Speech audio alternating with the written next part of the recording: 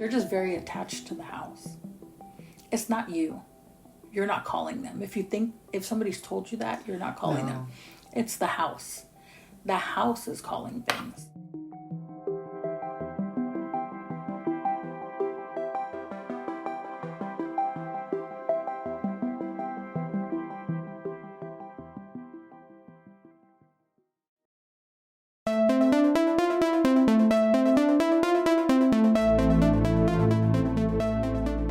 Hey, all you Holly Weirdos. On today's episode of Holly Weird Paranormal, we take you with us on an audible paranormal investigation and interview in a haunted home in Huntington Park. For all of you that are not too familiar with this area, Huntington Park is located in south central Los Angeles, where it's sequestered between Vernon and Commerce. Founded in 1904, Huntington Park has quite a bit of history and quite a bit of haunts, but could it be possible that one of those haunts is located in this particular home? In part one, we sit down with homeowner Hector and his mother Francisca as they recall many occurrences of unexplainable accounts ever since they moved into this location. Joining us on today's interview is our trusted friend and medium, Thanya Mercado, who's been on the podcast several times, and she's also the co-host of Brujo 101 podcast.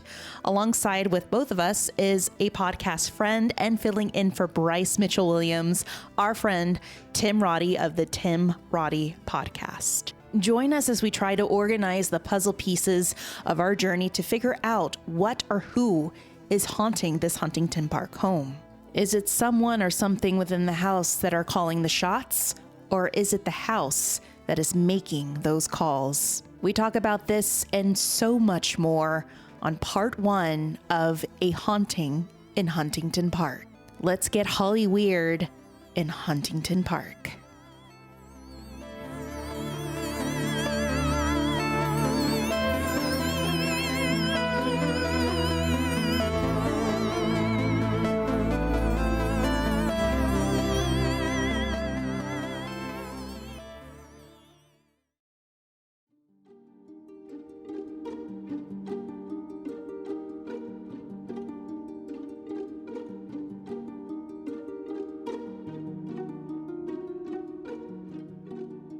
Picture this.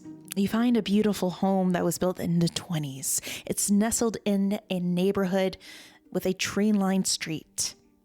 It sounds like the perfect dream home, right? Well, not for the homeowner of this particular haunted house. Let's set the stage for our story today. It all begins in Huntington Park. Our haunted house sits on a suburban street. In the early 1990s, homeowner Hector buys a home nestled in this neighborhood of Huntington Park, a little one-story Dutch-styled home that was built in 1928. The house was perfect, for it was close enough to his work, stores, and big enough for his large family, made up of his parents and other relatives. Hector and his family loved this house, but little did they know that their peaceful oasis would soon become a hotbed of unexplainable phenomenon. As time went on, strange occurrences began to unsettle them. Items would fly off the shelves, full-body apparitions would appear, Hector's name being called out by a phantom voice, and soon his family would experience the physical aspects of what was lingering within the corners and shadows of this house. They were being grabbed and pushed at times by an unseen force. More so the men than the women would feel a threatening presence. Something was definitely amiss. It started with Hector's father, who was living at the time, and he was living with his wife, Francisca, inside the house. But something happened to them that they couldn't explain. So let's sit down and hear what Hector and his mom have to say. So start from the beginning. When did you buy the house? How long have you been living here? And how often have you been experiencing things? It doesn't happen as often, but it does. And when it happens, it's, like, wow. Mm-hmm. But it's a hit and miss. People think that it happens every day. It doesn't.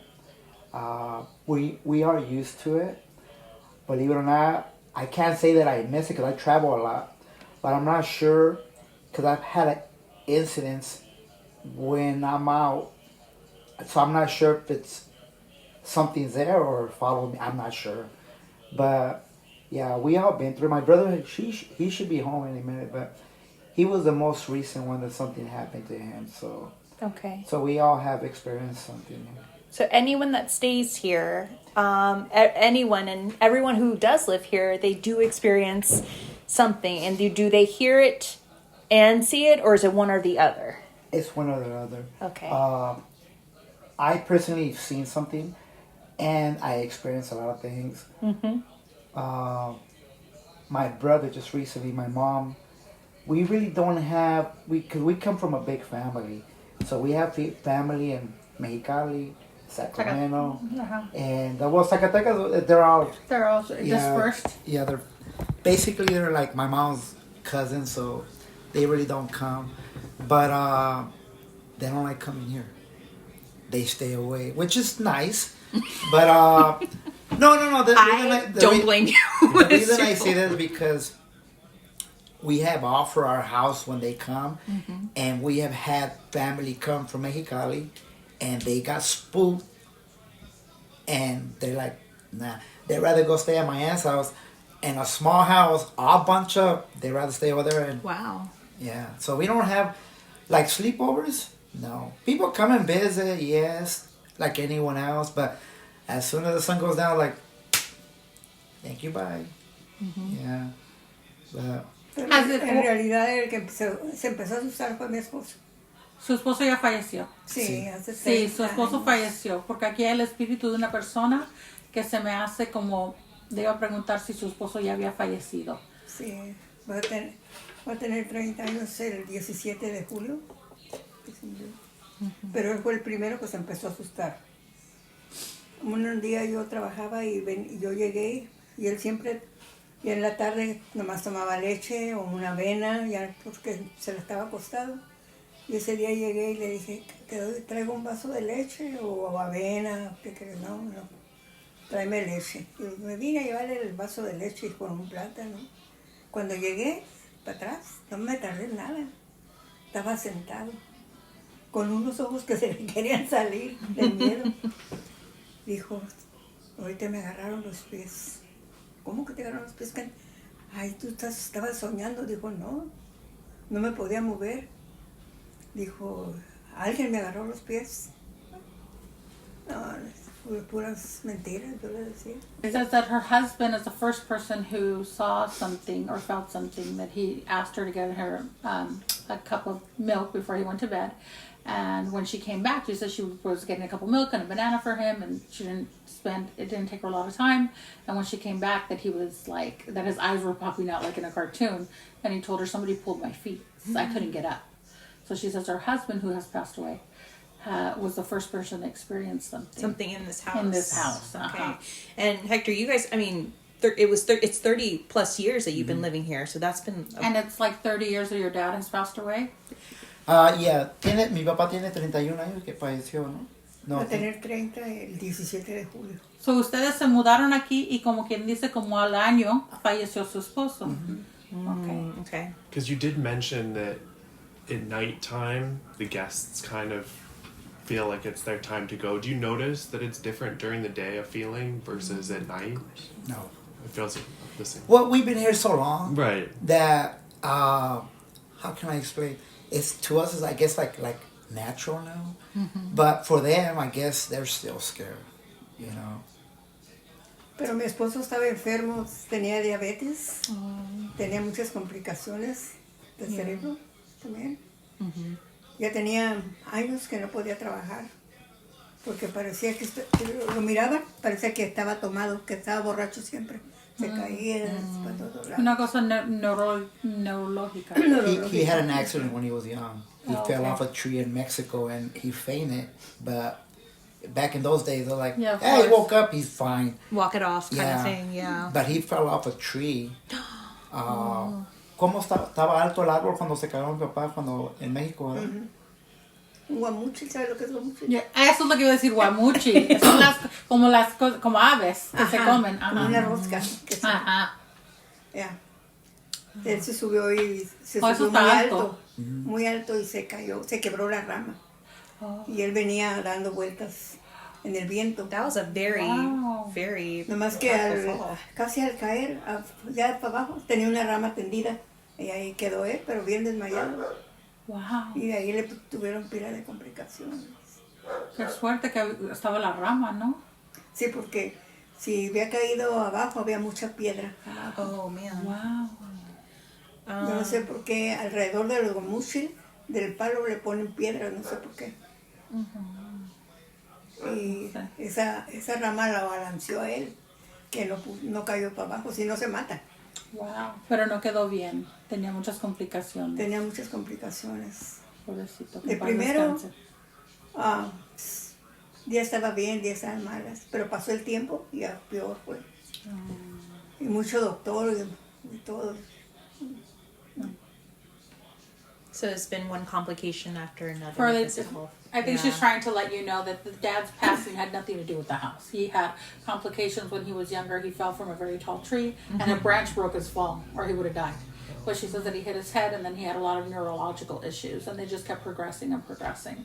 So that is totally separate from what's going on in the house. You know, That's good to know. that's what she's telling you.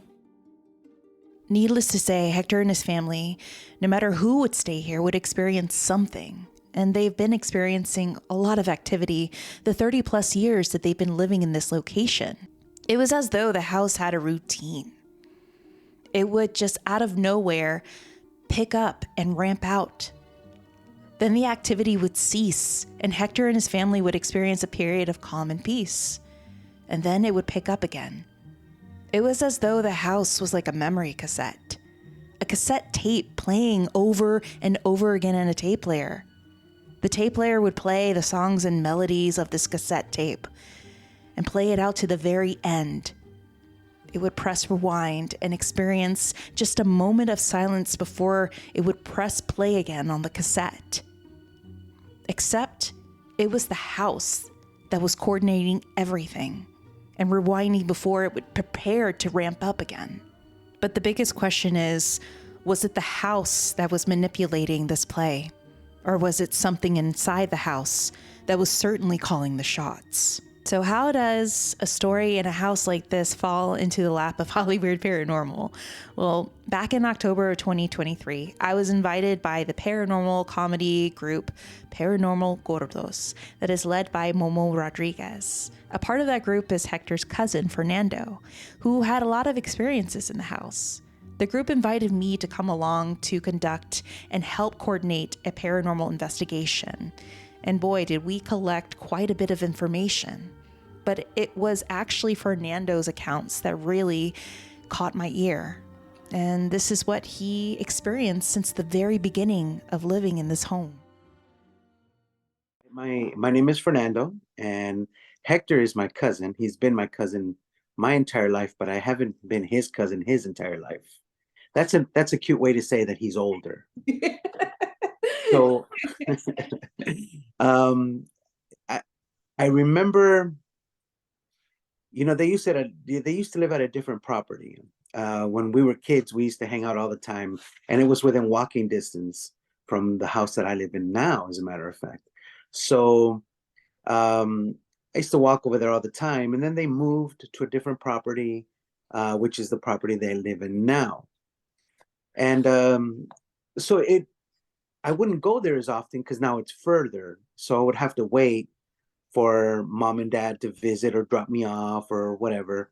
And so, at first it's when you're a kid, you don't really, I guess, realize what's going on or the things that you see, or, you just kind of think, oh, well, it's, something maybe on my eyelash when I turned around and I saw something, whisked by, and I thought nothing of it, no big deal. It wasn't until we were teenagers. I was a teenager. And my mom and my aunt, Hector's mom, were chit-chatting in the kitchen. She was at our house, and they were chit-chatting in the living room. And my mom, my aunt tells my mom I guess they had been talking on the phone before, because my mom kind of asked, so, has anything else happened in the house recently? And my aunt said, oh yeah, oh yeah. And so I was like, well, what happened? And she said that she was ironing clothes and she was alone in the house at the time.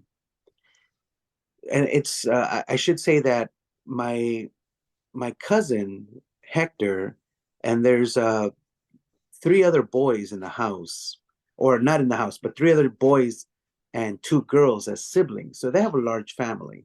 Mm-hmm. But the boys were living there at the time.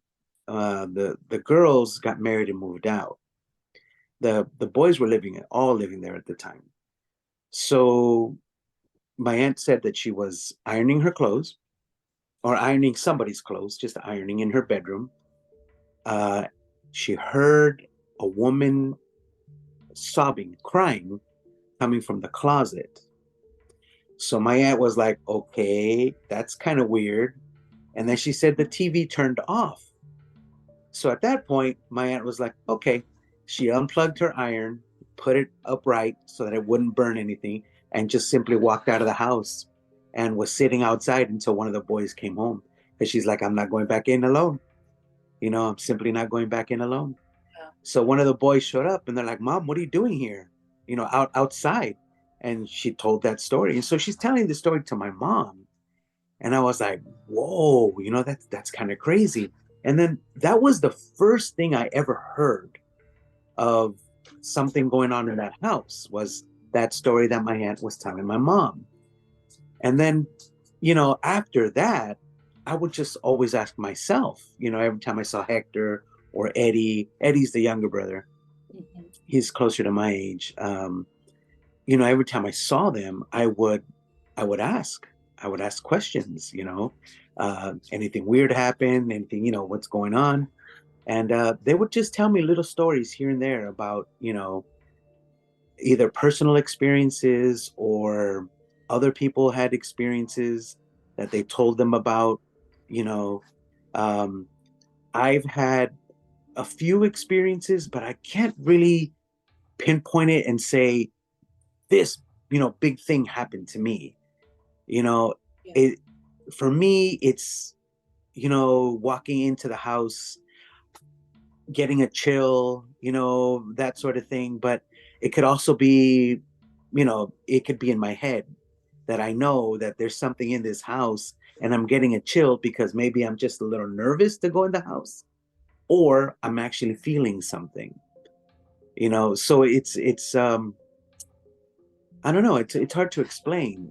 I've spent the night at that house a few times, and I can't say anything happened except for one time. This was in the middle of summer, and the younger cousin Eddie, he asked me to help him at his job. He was a delivery guy at the time, and he was like, "Hey, help me out. I need some help. There's a lot of packages, whatever." And of course, I'm like, "Sure." And it was going to be for free. I was just going to help the guy, and but I had to spend the night there because he had to get up at 3 o'clock in the morning.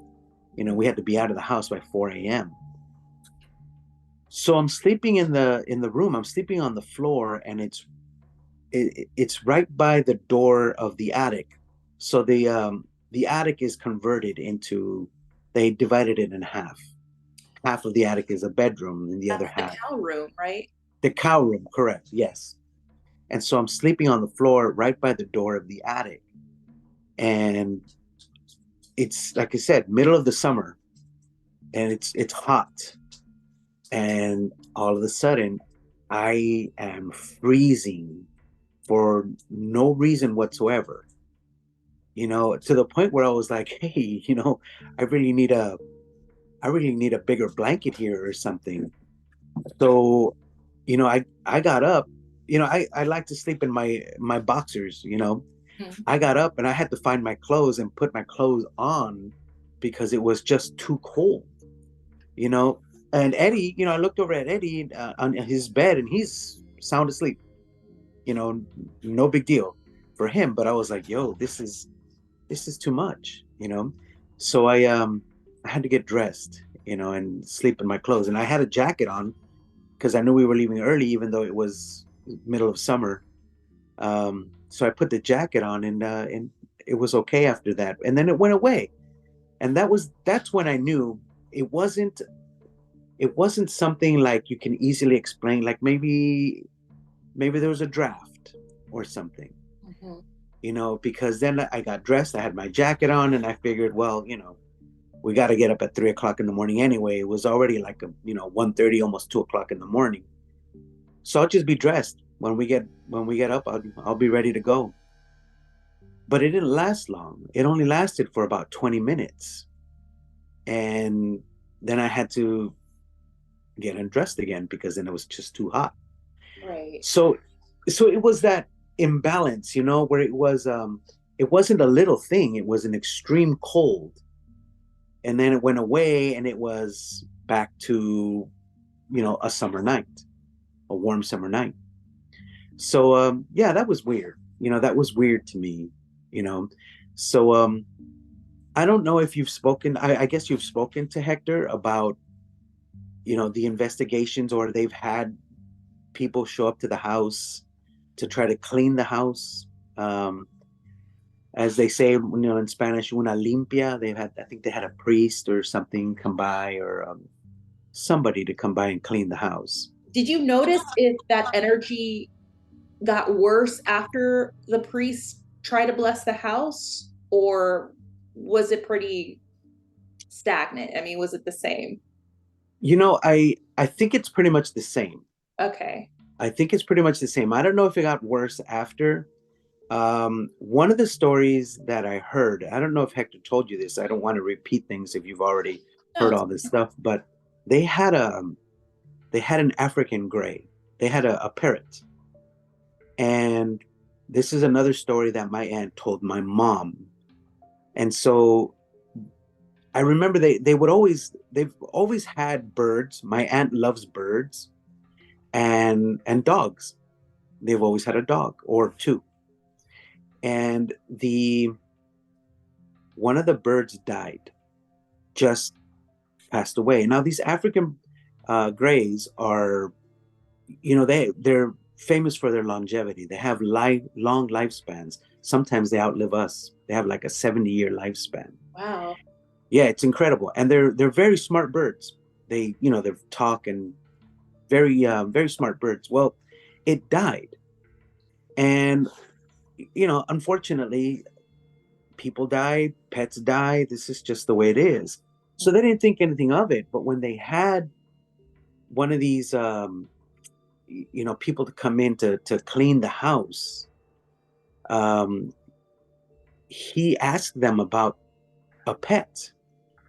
And, you know, and he asked them, did a pet recently die in this house?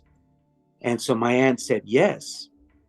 You know, we had an African gray, and it just died. It just fell off the stoop one day, and it just, you know, that was it. And that the guy who was doing the limpia, actually, I don't know if it was a man or a woman, told them that it was either the bird or one of the boys, that whatever spirit was in there made a choice. It was the bird or one of them. And, you know, and I thought, well, at this point, why don't you leave? You need to get out of that house. Because there have been, you know, I'm sure Hector told you about the physical attacks. You know, he's had physical attacks. And that is, you know, that is more than just, you know, seeing things or, you know, whatever. This is more than that. You know, now I don't know if there have been any physical attacks lately. I'm sure that actually it wasn't long ago when I spoke to Hector, and he told me that that somebody yanked the blankets right out of his bed. You know, this wasn't long ago. Now, when you say physical attacks, Like what kind of attack? Like is it pushing, punching, hitting, scratching? It was for Hector, it was somebody was pushing his head down onto the pillow. And he thought he didn't tell you this story? He didn't tell us about the head on the pillow, but he told us about the woman coming into bed with him. Oh yeah, He has mentioned that people have been grabbed, they've been pushed, they've been shoved. Some women have been fondled as well. Yeah, I've heard that too. So when he was physically attacked, he was in his bedroom. He was in the cow room. And he, at the time, shared the bedroom with his younger brother, Eddie. And so he was home and Eddie was out. So Eddie wasn't home. And he said he heard someone coming up the stairs. And you remember the stairs, they were very steep. Very, very steep. Yeah, so he heard someone coming up the stairs. So he thought, okay, Eddie's home. That's great. He heard someone open the door. And so he thought nothing of it. But then, someone jumped on him and was pushing his head down onto the pillow. And he said it was physical, like somebody jumped on top of him. He could feel the weight. Wow. And he thought, oh, this is, it's Eddie. It's his younger brother screwing around. Right. So, of course, he was, he used some foul language, get the F off of me, mother effer, or whatever. And then he, when he felt the pressure, lift, he got up to confront him and there was no one there. So then he went downstairs. Now you saw those stairs. There's no way somebody jumped on top of him and then ran down the stairs. Yeah. Impossible. Very steep stairs. Yeah, they're dangerous. Yeah. So he went downstairs and he looked out the window of the kitchen to, they have a view of the driveway to see if Eddie was there, and his car wasn't there yet and the doors were locked. So it wasn't Eddie. He just, he wasn't there. So that was, when he told me that story, I was like, dude, you guys have to move out of that house, because of the physical attacks. And yeah, there've been, I've heard that, people have been shoved. My older brother, we were there one time watching a boxing match. We would go to their house all the time to watch, the boxing matches. They would always have all the big pay-per-view fights at their house. So we would just, go out and hang out with the family, watch the fight. My older brother was sitting in a reclining chair one time, and he thought someone was messing around with him, because all the cousins are there and friends are there, he felt someone push the chair back, like to try to knock him off the chair. And so, he laughed because he thought, hey, you guys, but there was no one behind him, and so he mentioned that, but he doesn't, I told him, I said, well, jokingly, I'm like, well, maybe it was the ghost. He goes, no, I don't think so. But there was no one there. So when I told him that, he kind of just stayed quiet and never mentioned it again. But yeah, that did happen to my brothers. And I know that we've covered this before as far as, the other, mediums that have been to the house, or curanderos, or whatever you want to call them in Spanish. We were told there were three spirits at that house, a man, a woman, and a child. All three were unrelated to each other. This is what we were told. I don't know. Yeah. That they're not related to each other. And the woman and the child are harmless. They're just there existing. But that the man, for whatever reason, was angry.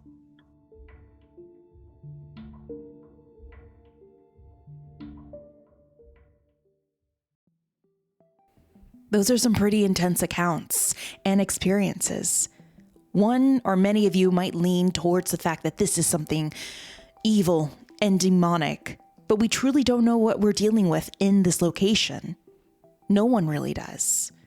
But it all circles back to 3 entities, and you'll hear from Thanya's reading that she makes those accounts. They're a party of 3, a man, a woman, and a child, all disconnected. They're not related. But keep in mind, too, from our past episodes, specifically the one of the Queen Mary, when we sat down with paranormal researcher and investigator Becca Knight, she mentioned something very interesting. Death doesn't make an angel. And we'll learn that one of the former tenants of this home is very angry and has returned to his dwelling. But we need to dig deeper. We need to organize these pieces of a puzzle. You see, when I first set foot in this house, there was something about it that appealed to me. Upon setting my foot past the front door, I felt an overwhelming feeling that something was there and it needed someone to listen. It needed to guide someone. I remember being pulled to certain areas of the home, especially the garage in the back. Hector followed me and asked if I saw anything. Now, I'm not a medium or psychic by any means, but the more I've been investigating locations, the more I start to see, smell, and hear things. Sometimes I see words, and other times I see pictures or get a whiff of an aroma. But this house wasn't doing anything like that. It was pulling me to areas where Hector and his family experienced the most activity. The garage was one of the places where Hector would notice the lights turning on and off by themselves, along with the doors opening and closing on their own. The investigation ended with an Estes session in the living room, with me acting as the receiver and the guys from Paranormal Gordos acting as the sender. The feeling that I got were several entities coming and fighting for the mic. A woman and a man. They were angry, but not at me. They were angry at each other. They were fighting for control. And they made their presence very known to me during that session. But what really intrigued me more about this specific house and this specific family is that Hector and his family are just trying to learn how to coexist with whatever is there. They just needed answers. And Hector needed help. That's when I reached out to Thanya Mercado, practicing santera and medium. She's also the owner of the online shop Ashe Imports and co-host of the podcast Brujo 101 that she hosts with her close amigo, comedian Martin Moreno. You may have remembered her from past investigations, such as the East West Players Theater. She's the real deal. She's no bullshit, and she gets straight to the point with her readings. Since Bryce couldn't join us due to a conflict in his schedule, filling in for him was our friend Tim Roddy of the Tim Roddy podcast. You may have remembered him from our Beverly Center mall haunting episodes, and he's currently covering and researching that story. He's pretty empathic, honest, and open. Both would be perfect for tonight's interview, walkthrough, and investigation. We prepared to meet at Hector's on a Saturday night at 7 p.m. As I would arrive a little early to prepare and greet Hector while waiting, something weird happened. I can't explain it, but it just didn't seem to feel right. Here, this is what I experienced. Well, that is weird. I just arrived to Hector's place, and Thanya was trying to call after I was talking to Hector and his mother for 15 minutes, and something would not let me answer this phone call. And now Tanya's about to pull up. It was the strangest occurrence. I was able to answer and make calls out of Hector's house before, and I never had a problem. But why this call? Why Thanya? Hector even witnessed me trying to answer all 3 of her missed calls, but the screen just froze. I could see her calling, but it wasn't allowing me to answer or pick up her calls. As I approached Thanya coming out of her car, she instantly knew that something was wrong. And I told her about the phone calls, and she wasn't surprised. And she'll go into it further within the readings of this location. It was the oddest thing. I felt that this house really had a lot to say, but there was someone or something there that was preventing that from happening. Tim soon shows up after Thanya. We all go in, sit around Hector's kitchen table, and meet with his mother. We all break the ice and enjoy pizza that he ordered to get the basics out of the way.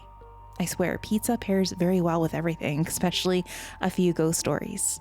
Now it was time for Thanya and Tim to do their walkthroughs. Now let me set the stage for you, dear listeners, of how I like to conduct these paranormal investigations. Eliminating bias is key, as we've seen this come into light with the introduction of the Estes session that was created by Connor Randall, Michelle Tate, and Carl Pfeiffer. My approach for conducting paranormal investigations is the same approach that I use when I coordinated the walkthrough at East West Players Theater. Invite 2 individuals, one medium and one person without any mediumship abilities, who have no biases or any information of the location. They're walking in completely cold. Now, another set of the rules is they could walk in and do the walkthrough at the same time, but they cannot speak to one another or share anything with one another until we reconvene for the second part of our interview for our post-mortem. It gives me a way to see how both accounts parallel, if they do, and they most likely did. Here is what they had to say. I started here, and I do feel like I am to some extent, but I think sometimes we question it. We always question our abilities. I immediately felt drawn to this direction, almost towards the entrance of the home. Mm-hmm. There was something about the architecture, like kind of looking up, that I felt drawn to. More so like the entrance to the right side, like if you're walking in on the right side. And I just like almost felt like I just wanted to stare and kind of just get lost in that. Mm-hmm. But it also resonated with me, like something needed to be said. Like people wanted to express themselves to some extent. Like I kind of felt something in my throat, like the truth needs to come out. People need to share something. It's almost like it was kind of like this mental box of thinking a certain type of way, that they couldn't really express what they needed to express. So that was the main spot that I felt drawn to. And then afterwards, I guess the second spot that I felt the most was going upstairs to the cow room, which I love that. That was such an awesome room. And I love your house. Thank you. But going upstairs, it was so weird because I felt the energy that was kind of in my throat go up to my head. And it was more of like a confused energy. That is really interesting. Okay. And I just felt like more of just like questioning, not paranoia because that sounds a little extreme, but more just a confusion, manic energy of not knowing where to go or what to do. So those were kind of just the 2 that I felt as I was walking through in the areas. So Hector, just do you agree with what he's saying, like especially with those 2 areas of... I don't know about this side, but upstairs, yes. Okay. So I have experienced stuff up there, which I'll let you guys know later. I don't know. When I came in, I felt the energy of kids. I don't know what is going on with kids here, but kids. And then I felt a woman, the presence of a woman. I also felt the presence of your father. Okay. I don't know how his passing was, but I feel like he got sick here and then he passed. I don't know if the ambulance came to take him. I don't know what happened, but I feel the presence of your father, not in a bad way, but just as a lingering way. I'm almost positive that your mother and your father were the only people they ever married. They were together very young. I also feel the presence of an older woman with your mother. I think it's her mother. Somebody who was very religious. Yes. So I want to tell... Your mom speaks English or just Spanish? Just Spanish. Yo siento la presencia de una señora que me dice que es su mamá, que era muy religiosa. Una persona religiosa en su familia. Usted tiene conocimiento si su mamá era religiosa. Religión de católica. Pero ya muerta. Ya muerta, señora, ya muerta. Sí. Una tía abuela, una abuelita, alguien que está con usted. No es malo, es una persona que está con usted, que es una persona religiosa.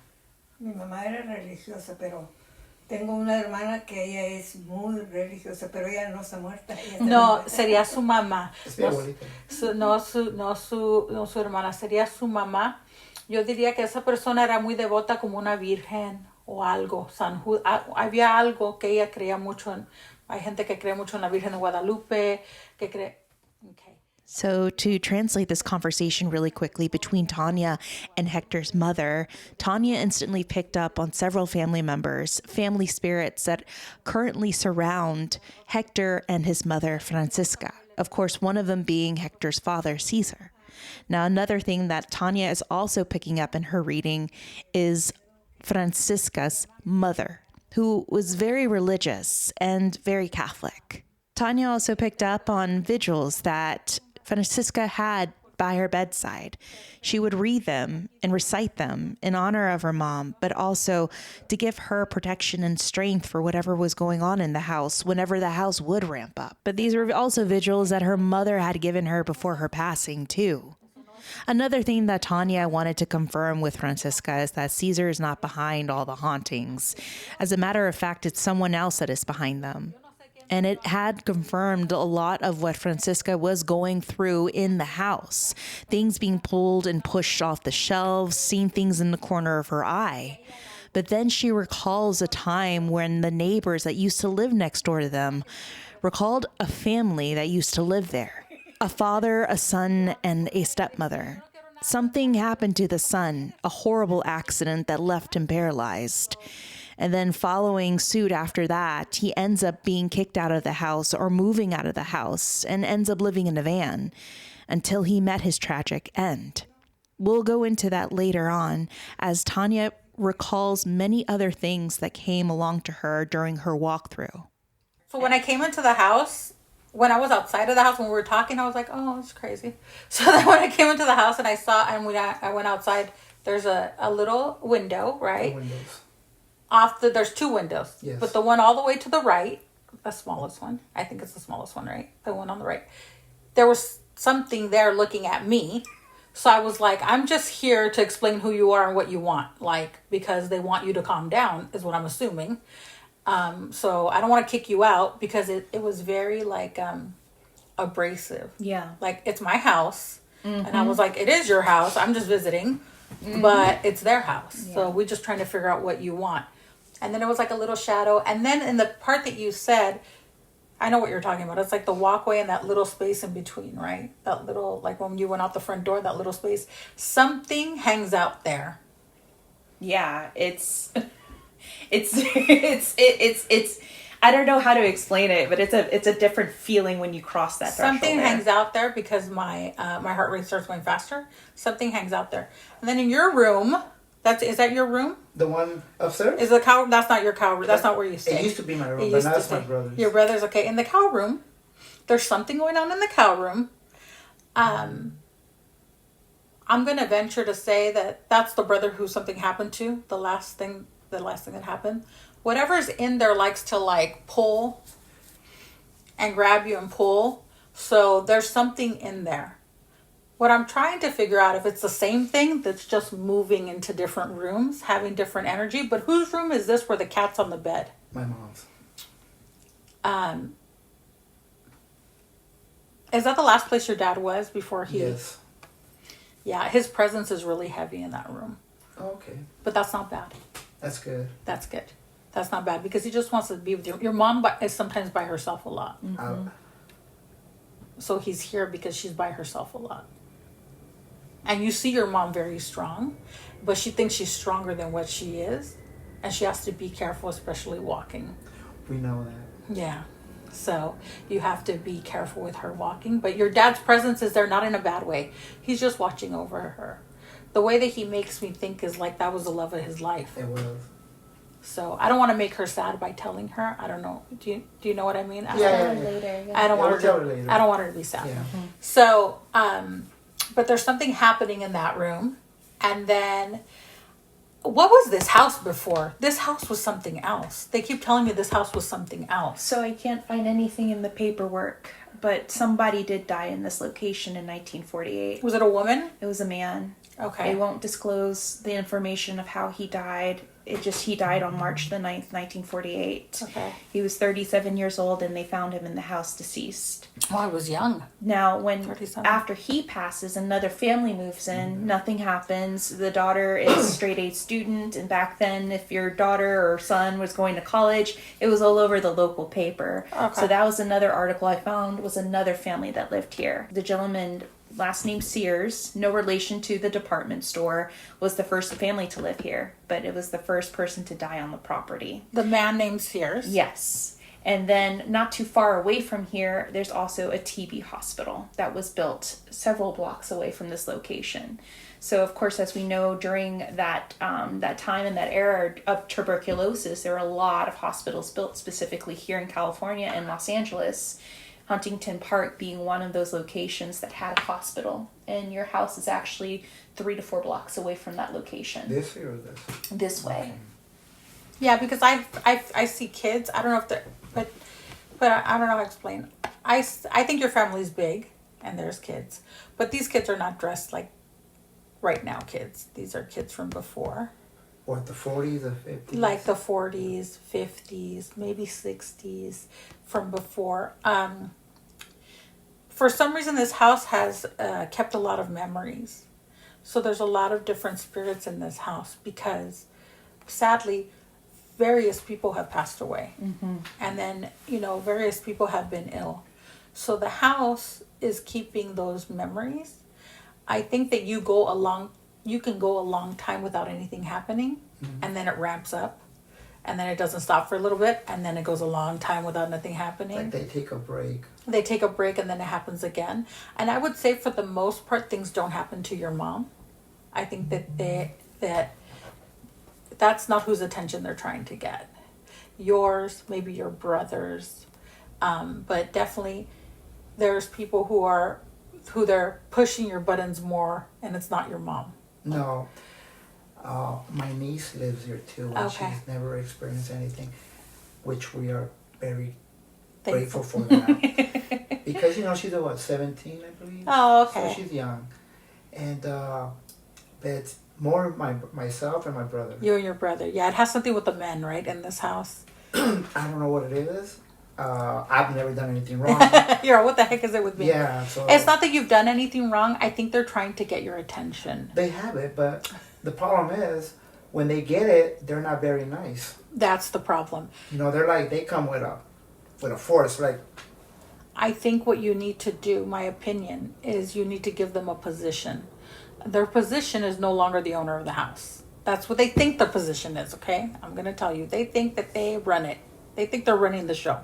well, the reason they run is because we don't know what to do. Yeah. I mean, Of course. How are you supposed to know put it what to this do? way. It's like anything else. When you live with someone, you have to find the common ground to get along with. Of course. But at least you talk to that person. In this case, Yeah. Ignoring it's not going to work. No. Don't ever believe somebody who's like, ignore it, it'll go away. That's not true. no, I understand. It's not going to go away. It makes it even worse sometimes. Because they want your attention. So, I'm going to give you something that's very easy to do that's going to help. Okay. You're going to get a glass, clear glass. Put it under the bed? No, you're going to fill it with cold water and you're going to put it outside the front door with a candle. Outside? On the steps with a Okay. candle and say, I'm giving you light and I'm giving you can say it in English or Spanish, and this water, because you're going to live outside now. I'm going to give you the attention you want, but you have to live outside. Now, quick question. When you say, I have to do that every day or just... So you should do it like once a week. And within that once a week, let's say you're going to do it Mondays, right? Try to keep it the same day as often as you can. Okay. So you're going to go Monday, and that day, let's say, whoever cooked, you're going to put food outside. And you're going to tell them with the plate, I'm bringing you food outside, but you're going to live outside. I'm going to live inside. You're going to live out. But I'm going to attend you. So you're making a pact to attend him. But now, is that work for all the spirits that are here? That's- or just for the one that's... So it just depends, because if they're looking for light, they're all going to latch on to the situation, right? Your dad is always going to be around. The spirits that are already with you, that are your family members, they're going to stay because they're your family members. There are other things you can do for them. But the spirits that are not You can say not wanted. I was going to say not wanted, that are not family members, we have to take them outside. So that what they don't want to do is be kicked off the property. Because what happens is, this is the last memory that they have. They don't know where to go. You know, I don't mind if they stay here. It's just that we have to live in peace. We have to find the common ground, right? Ground. That's not going to happen because they are undeveloped. Right. So you have to take them out. Especially the man. There's a man here. He's the one who gets mad. So he's the violent one. Yeah, you have to take him out because he'll push, he'll pull, he'll throw things because he has no other way to get your attention. You have to take him outside because if not, you're not going to be able to have rest. In the sense where it's going to be 4 months of nothing, 2 months of craziness. Yeah. 4 months of nothing, 2 months of craziness. So try to take him outside because at least that way he knows that you're not trying to get rid of him. They're just very attached to the house. It's not you. You're not calling them. If somebody's told you that, you're not calling them. It's the house. The house is calling things. So do you feel like they don't want us here? No, I think they're fine with you here, but I think that they feel like this is still their home. They think that to make it easier, they think you're the tenant and they're the landlord. Do you understand? Yeah. So you changed the kitchen, right? You updated the kitchen. Yeah. I don't like that. Not me, them. I don't like that because it doesn't look like the house I left. I don't like that. It will take you a long time to do repairs to this house. Something will always come up. Yeah. I was going to paint the living room, but you know what? No, I'm going to do this, I'm going to do that, I'm going to do this, I'm going to do that, and it doesn't happen. Because of that? Partially because of that and partially your procrastination, obviously, but it's a lot of them. They don't want changes. They don't like changes. Because then they don't recognize it. It's like if I took you were born in a home, you lived there all your life, and then I took you away, and then I brought you back, and everything was different. Yeah. You're uncomfortable. 1, you pass tragically. You don't know what's going on. 2, the house changes, and now I'm more uncomfortable. So that's why I asked you, what have you done to the house? Because they get like very territorial of but the house is not theirs. And the house cannot stay the way it looked in the 30s. This is not going to work, right? So that's why you have to give them a position. Give them a position outside. And that's why I told your mom to keep doing what she does with the Virgen and with her what she believes. Because those are her spirit guides coming in to tell her what to do to keep her okay. Even maybe she doesn't realize it, but we call those like spiritual inheritances. And all that is what's keeping her okay. Okay. Now, so we hear so many things. People tell you, oh, this is because, people tell me, hey, when they scare you, try to talk to them. You freeze. And it's not because we're afraid. It's just your body goes into shock. And they keep on telling me, they're trying to lead you where there's money. I don't think there's money here. We would have found out already. Because people are trying to tell us that there's money somewhere in this house, and they're like in the backyard, buried in the attic. Either they're trying to lead us to it, or they're trying to scare us away from it. So I don't think there's money here, or gold, or anything like that. But people, because they never experienced something like that. Mm-hmm. If they're trying to lead you to something, I feel like you would have found it. Exactly. I only know one person who they led them to gold. I do know somebody, but it was in Mexico. Okay. And that house had a direct line to during the Adelitas in Pancho Villa. Okay. And she would stand at her window, and she would always hear somebody calling her. And then I went to her house, and I told her, dig up your backyard. And she found gold. That's amazing. Wow. And she found gold. That's the only person that I've been like, something's back there. I have had people find things that are not gold or money, but different articles, clothing, shoes on the walls, different things that people had left. But I don't think that's what it is. I think these spirits are trying to communicate with you to let you know that they don't want to be pushed out. And I think as much as you want to live in harmony, they do too, but they don't know how. Yeah, because, it is true with you. You just said something that it's true, but now I know when you said that, now I now I get it. We do want them out because they've been violent. So to us, we're trying to find a way, if they're going to stay like that, it's like you have a bad tenant. Okay, you need to get them out. Either they're going to straighten out or you're going to kick them out. Same thing here. But if we could come to, like I said, an agreement where I want to be harmonious. Exactly. I want to go to sleep and wake up at the time I want to wake up. Not when I hear something or when I get hit. Because that's not the way to communicate with someone. Of course. Because, you have to sleep with one eye open. For sure, and it's not good for you. I think part of it, we're going to try putting the cup of water outside. You have to try that for a month at least. Okay.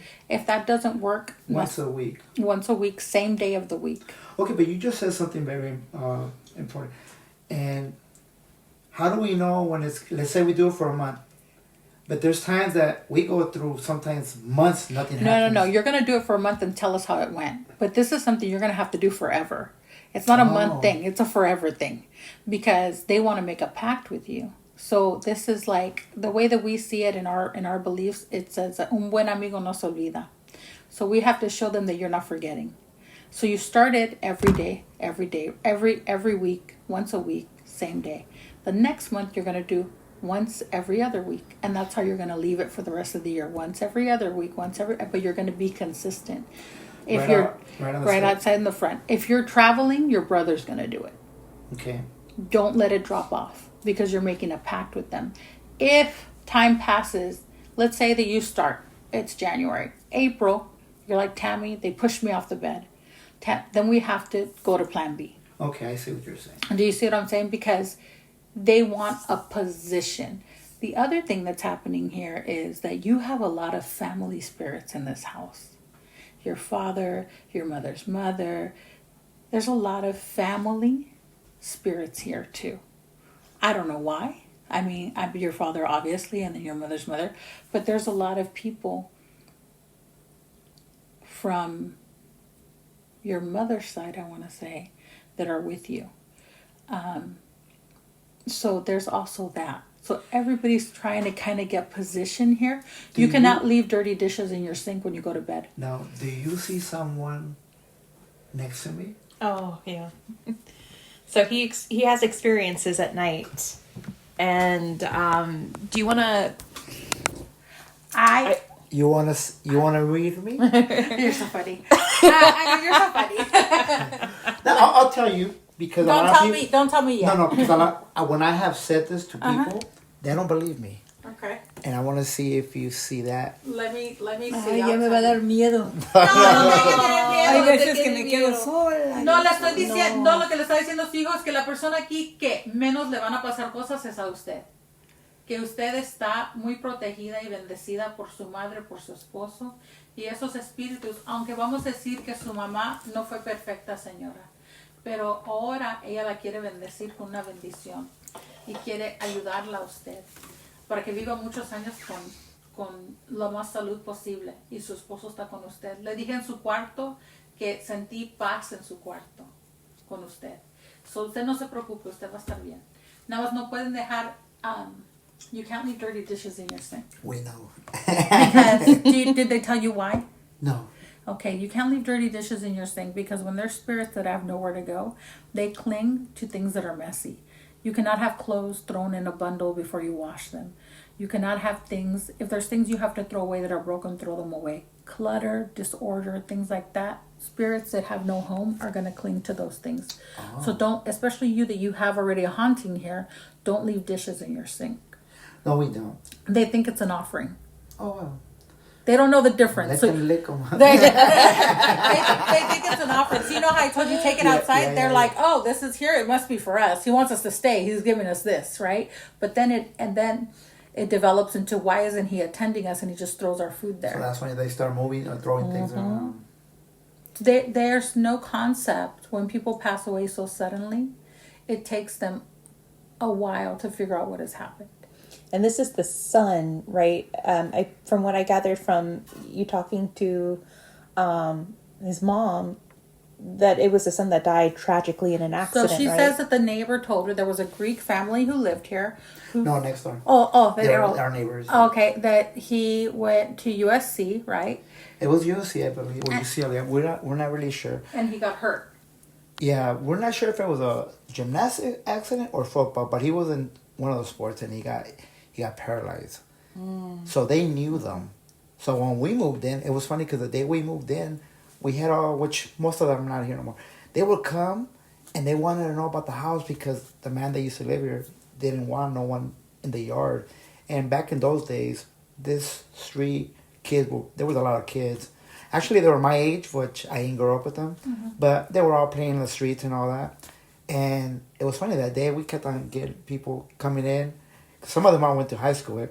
They wanted to know about the house. And we're like, it's just a regular house. I guess it wasn't. But we're not sure. Well, I also think that there was like a lot of suffering in this house. Not from your family, but like a lot of suffering. So that ties into what your mom was explaining to us, right? That the son somehow got paralyzed and then the man remarried, right? And the wife didn't want the son. Yeah, we don't... They bought him a van, like a Sprinter van, and he would sleep in the van, parked at the Target on Firestone. A trailer hit him. It caught the van on fire and he died. No, it's so tragic. That's what I caught too. So that spirit is going to come back here. Yeah. We believe that's a man. He doesn't know anywhere else. Yeah, because he kept on trying to come back and he was getting locked out. So we believe that's him. And you know what you said earlier when you came in, you saw a man up there? So one day, I have a friend, the mechanic. He's my mechanic. I remember this story. And so he came by. He was going to do something. But the neighbor called him because he wanted to give him an estimate on a car. So I go, okay, I'll be eating. So when you're ready, he goes, all right. So I could see from the window. And he's outside talking to the man, looking this way. And he's waving up there. He's waving. And when I saw him coming crossing the street, I walked out. His name is Fernando. And he looked at me and goes, dude, he goes, I saw you up there. You're quick. I'm like, up there? He goes, yeah. I saw you waving at me going like this. I go, no. I was sitting here watching you talking to the neighbor. He goes, no. I go, I saw you up there. He said he only saw from, he couldn't see from the forehead up. It's just the eyes. But he said he was waving like saying, hurry up. And I told him no. He got in his car and left. Well, when I first saw it, I said, is there somebody? Like even I had to step back. And it was funny because I stepped on the grass. And that's funny you say they didn't like people on the lawn. Because when I stepped on the grass, I was like, oh, I better not step on the grass. And I don't know why I felt that. And then I stepped on the cement. I was like, why do I know? And then I stepped on the grass again. I was like, what? And then I saw, and I was like, that's not a breathing person. That's like a spirit. Because then I was like, how's he going to be up there? That doesn't make sense. You could walk up there. Oh, okay. But like I said, but the way I saw him, it's a little space, right? It's yeah. like the way I saw him was like it wasn't a little space. Like it was like sit like I saw his silhouette, and then he turned. And I say he because it felt like a male. And he turned and he looked at me, and then he was kind of like, what are you doing here? And then that's when I was like, I'm not doing anything. I'm just here to figure out what you want so that you can stop. Do they tell you what they want?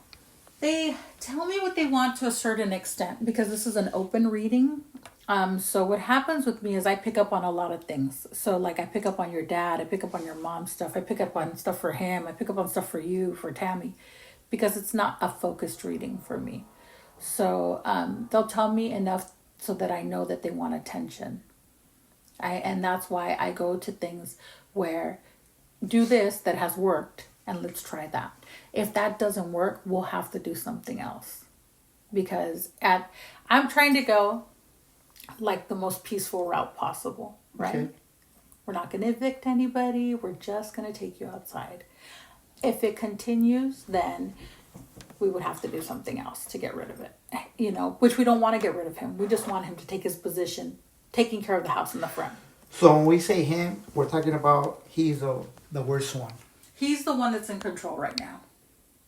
He's the one. There's always a spirit who's going to be like the mastermind. Because So we're not sure who's in control. Remember what we went through? Yeah, so when I was doing the Estes session last time I was here, there were two voices coming through. It was a man and a woman. There's a woman here too. And the woman was like, I'm the lady of the house. And I run this. I run this bitch. And there's this gentleman that kept on cutting through, and he was very mad and aggressive. And I thought it was towards me, but it sounded like a fight. Between them two. And it was like a struggle. Like, no, I got the mic. No, it's my mic. No, but it just felt like there was so much more there. And I don't know if they were connected, but now they're not connected. It's this power struggle between whatever beings are here, and you have a very strong connection to something here that keeps on calling your name, right? So Hector, But you don't think it's your father?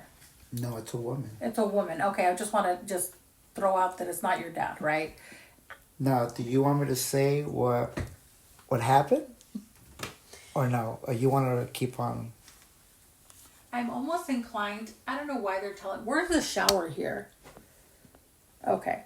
I don't know if.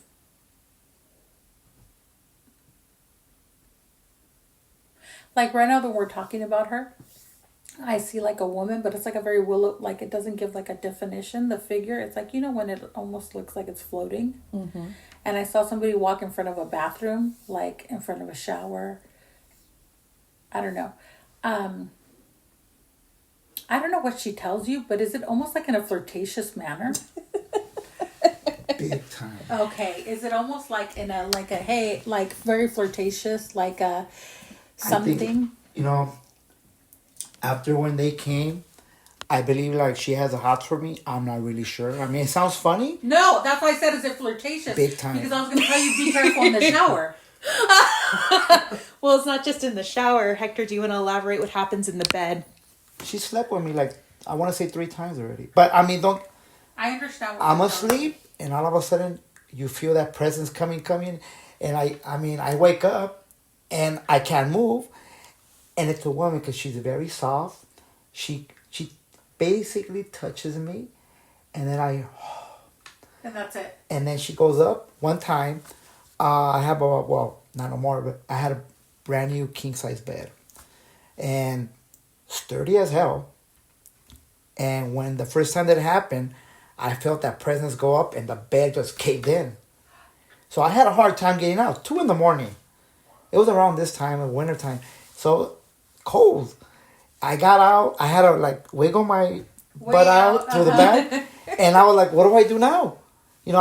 First of all, I didn't know what had happened. And I went and I told him, hey, my bed broke. He goes, what the heck? It's a brand new bed. It's sturdy. They right away asked me if I was having rough sex. No. Was I jumping on it? No. I couldn't tell them what happened. Yeah, you're like, I have a ghost. Yeah. They were going to laugh. And there's been 3 times that. That's why I asked you if it was flirtatious, and that because I saw I didn't go into your restroom here, but I see a shower and a mirror and a toilet. I didn't go into the one here. Now, when you say be careful in the restroom, what are we talking about? No. Just so you could see a shadow, or she could move a curtain, or you could feel something. To this day, I have never felt anything in the shower. I go in there, take a shower, I shave, I do it Perfect. with everything else, but it never crosses my mind. If she's watching, that's a different story. I can't help that. Yeah, for sure. I mean, they're celestial. I think that what happens here, I think that spirits are like very badly behaved children, to be honest with you. Oh, God, agreed. Because they have no way they have to do things to you. They have to do things to you because there's no other way to talk to you. You're not psychic. It's not going to happen. Why does she keep on calling my name? Because she wants your attention. I tried it that day that we did the reading. Mm-hmm. She even said, when you remember, she goes, Hector, who loves you? Like, the hell? I don't know. Yeah. So she's also... It was very endearing. She's also fighting for position with the man. Yes. And you mentioned a story about what you heard one night. Can you elaborate on that story about, now that she brought up the fighting, what you heard? So I wasn't asleep one day, and I heard people, fighting. Like bickering. Big time. And I froze and I woke up and I was like, because I thought it was a neighbor, which they never fight. And but I felt him up here, and I felt like I guess he was gonna come and do something, and she like stopped them, but I couldn't hear what they were saying, but bickering, and I was just like, oh God, like I froze, and it felt like just they left. And you felt like whatever was fighting was in the room with you. It was in the room. Next to your bed. It was not outside. It was on top of me. On top of you, like in the corner. And it's happened like twice. But the sleeping part, so that we were gonna do that session, but remember, they left. We had another group that came. They wanted to do that, and I was down. You're so funny, Hector. You're like, okay, let's go. I like you, Hector. You're like, pues vamos. I know. Let's do it. But they said no. We'll come another time, and to this day, they've never called. But anyway, maybe they got that day we were here when she said, "Hector, who loves you?" I don't know, and I even asked, "Come and, touch me, do something so I know what it is."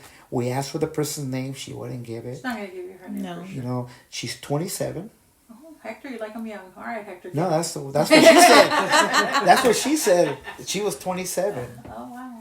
And we did that. It was interesting. It was very interesting. But we were here at the beginning, and she said, is Hector mad? And I was like, that's the first time my name came up. And I was like, no, I'm just here. I'm here. I want to know what's going on. Mm-hmm. But it was like a lot of things that we asked that were not answered. Yeah, it was interesting. They're also very untrusting.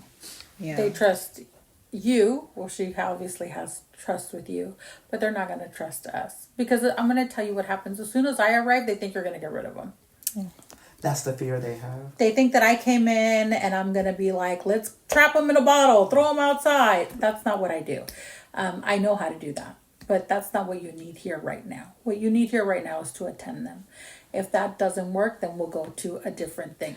So they're listening because they're always listening. So, they're around. So they have the opportunity for this situation that I'm giving you to work. Because if it doesn't work, we have to do something else. Now, do you think that either they're listening and they're getting pissed off? They're not.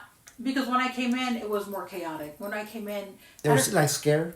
No, not scared. What happens is the energy gets very hyper. Like, I don't know how to explain to you.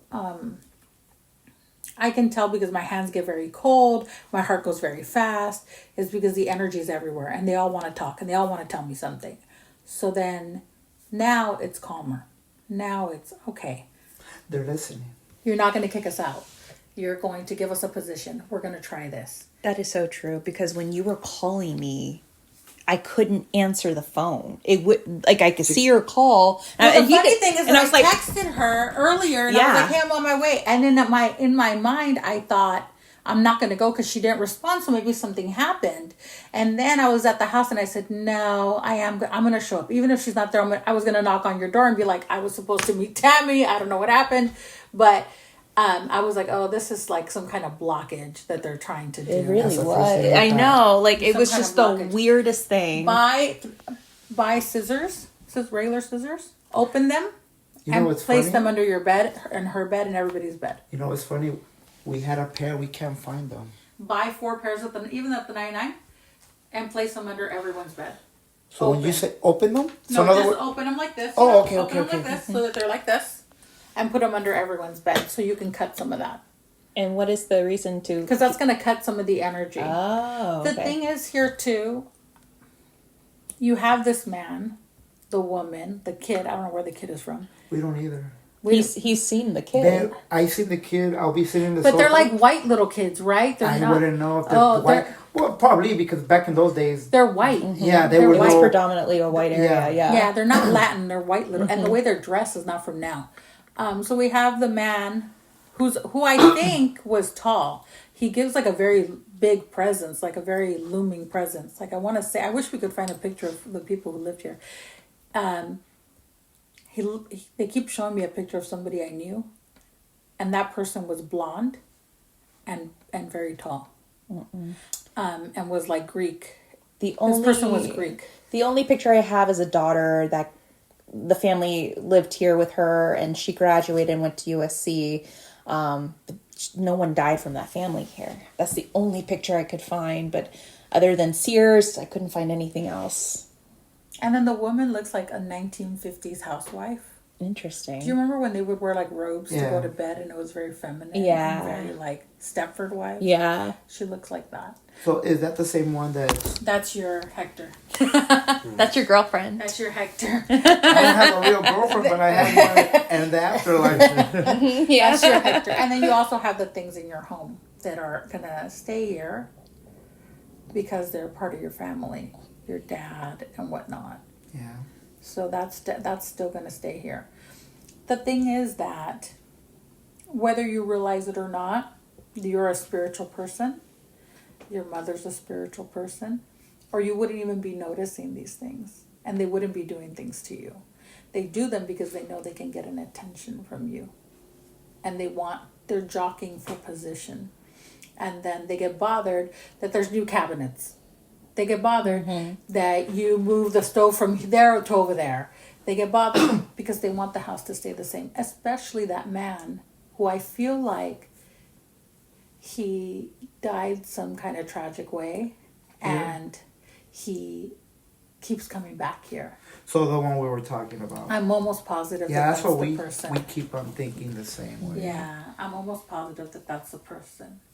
No, we know it is. Yeah. We should find out if you could find out his name, that would be super helpful. Yeah, I wouldn't know where to go. You don't think your neighbor would know? They're gone already. Oh, they're gone. All the neighbors that when we moved in, they're all gone. They're all gone. I think you could find out who lived The here. census? Yeah, in the census. If you go to the, what is it? The Entonces, court, ¿cuál- like City cómo se Hall, llama they el should que have era them. dueño de aquí antes? They should have all those records. No, ¿verdad? No, él era americano. Era americano, ¿verdad? ¿Vale? Era americano. Era americano. I think I'm gonna try to see if I could find out who lived on this I property wonder if it on would City be on Hall. her deed. Oh, Because it says who deeded the property. Your mom's owned this property for 30 years, right? Well, it's actually my brother and me. Oh, your brother and you? Yeah. Okay. When they deeded it over to you, your parents bought the house? No, my brother and myself. Okay, so when they deeded it to you, the person who signed the deed. Yeah, but we don't know who the son's name is. Oh. Because that was the dad that sold us the house, not the... The dad No. was still alive. Yeah. maybe we could go off of the dad's name. Maybe. And if Well- he was a USC alum, then or he Either attended, USC or UCLA, I'm not sure. maybe we could find something Vamos a in there. intentar darle una posición afuera a estos espíritus para que se queden afuera, para que ya dejen de molestar. The way that spirits associate things for me, so that you understand, they show me things from my life or things I've seen, so that they can tell me what it looks like.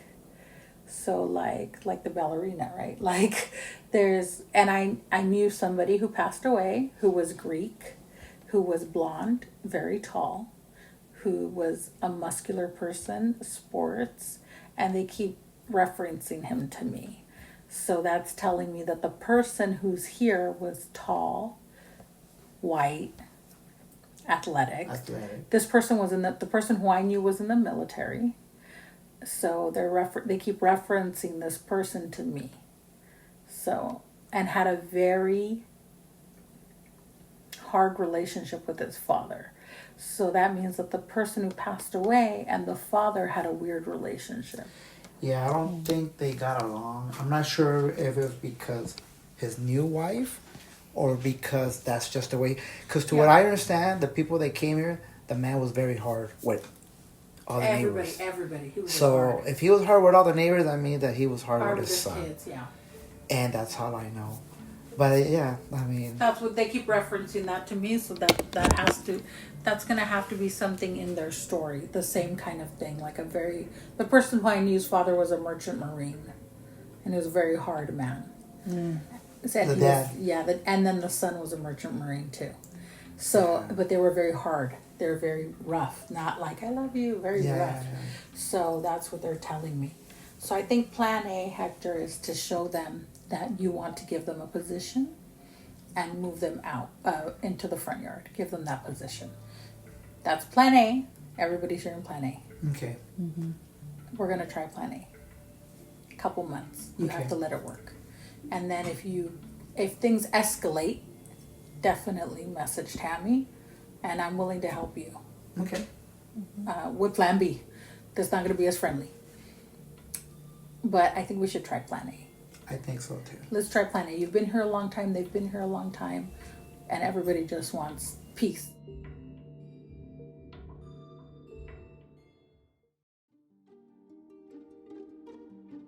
Well, it looks like Plan A is a go. Now, based on everything that Thanya has mentioned and instructed Hector to do, these are just her opinions and her practices. But please, if you are ever in this position, do what suits you best based on your beliefs and your practices. But always remain grounded, much like Hector's mother, Francisca, who every night before she goes to sleep, she recites the vigils, a practice and prayer that has been passed down from her mother and her mother's mother. Though we still have a long way to go with this case, but we're happy to know that Hector and his family are willing to coexist with whatever is there. There has to be a system. There has to be rules set into place and positions that need to be set. Investigations like this is not what you see on shows or in movies. It does take time. It takes years. And we're willing to put in that time and effort to help Hector and his family. And these are things that go beyond knock once for yes and twice for no, or give us a sign of your presence. Not only is the house trying to learn how to communicate with us, we're trying to learn how to communicate with it and those that we can't see that are there. And we'll follow this up in part 2 as we finish this interview with Hector and his family, and we move on to the Estes sessions conducted in the most active places in Hector's house. But based on everything that we've collected in our interviews with both Hector and his family, the house is certainly haunted, and it still has a lot to tell us. We are just barely scratching the surface with this home, and we'll continue to scratch that surface in part 2 of A Haunting in Huntington Park.